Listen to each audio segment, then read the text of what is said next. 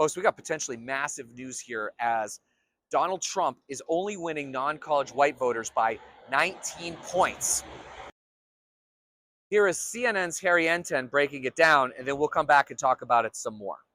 Because we've seen so many groups this year moving in Donald Trump's direction. So you would think his core group, his base of support would be doing the same. But in fact, it's moving a little bit away from him. So this is Trump's margin with non-college white voters.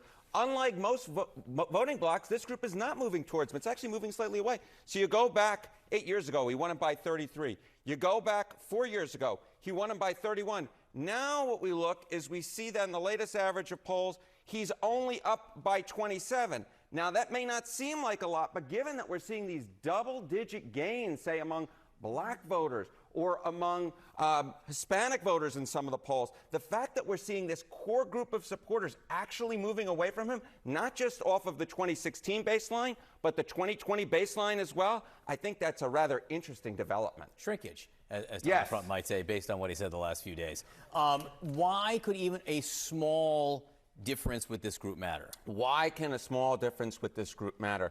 Because look at what percentage of the electorate that they make up. So we can look nationally, right? Look at this. Non-college white voters make up 40% of the electorate. That's more than college whites at 29%.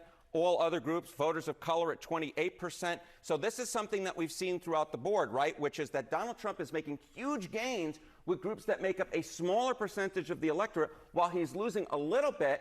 But these groups that he's losing a little bit of make up a much larger portion of the electorate. But more than that, you know, we're talking about the US of A where they make up 40%. Why don't you go to those key Great Lake battleground states, Michigan, Pennsylvania, Wisconsin? They have outsized import in those Great Lake battleground states. Non-college white voters, look at this. They make up the slim majority of voters at 51%, way more than college whites at 30%, way more than all other voters at 16%. So if you're seeing movement in the Great Lake battleground states among non-college whites, that could be a very big development, John. Are we seeing movement in the battleground states among non-college whites? Nothing quite like a leading question, my dear friend. Yes, we are. We're seeing the same pattern in the Great Lake battleground states that we're seeing nationally. That is small movement among non-college white voters. Again, you see it back in 2016, Donald Trump won him by 25. You see a small movement in 2020, Donald Trump winning him by 22. And look at that, what we are today. Again,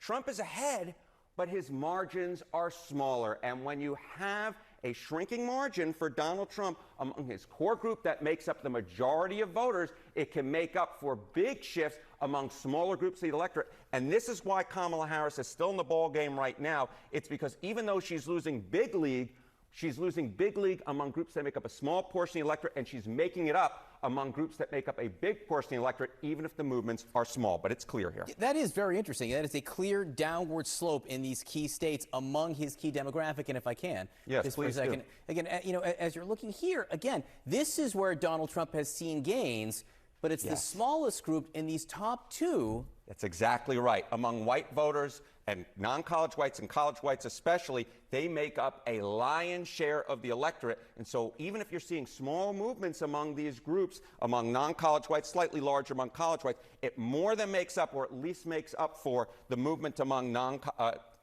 voters of color, all others in this particular case, John. All points to a very close election. Harry Enten, thank you. 15 days to go. Very much. Sarah?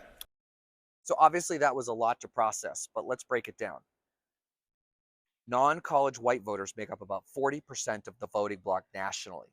And if Donald Trump is going from 22 points up to only 19 points up, he is in a lot of trouble because that is millions and millions of votes that he's not going to get. And then, as Harry pointed out, even more interestingly, that voting bloc makes up 51% of the voters in Wisconsin, Michigan, and Pennsylvania. So going from 22 points down to 19 is probably the game for him. You know, white dudes are realizing that there's another path for Kamala Harris. That's why I'm proud to be one of the organizers for White Dudes for Harris. And this effort's working. So we just got to keep going. But really, really good news for Kamala Harris today.